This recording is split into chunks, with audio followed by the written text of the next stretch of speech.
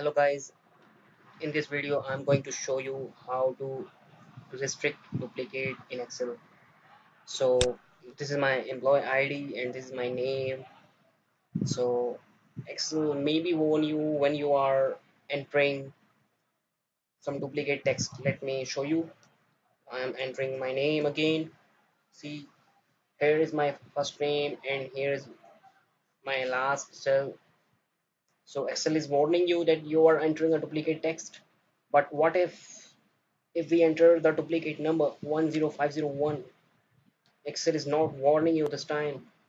You can probably enter the duplicate employee ID to allocate a new employee. So I'm going to restrict these employee IDs so that our data operator can manage our data in proper way. So I'm going to use CountIF for this. So let's try CountIF. Here is two arguments. First is range, then second is criteria. Here is my range. Since I have selected my whole column, that's why my criteria will be A1. You have to select it A1 always when you are selecting the whole column. So close parentheses, then enter. I'm going to copy it down and let's try 10501. Now Excel is warning you that you have entered the duplicate. 501 is two times, right? But I want to restrict this. So what I'm going to do, just copy the formula. I'm going to delete it. I'm selecting the whole column.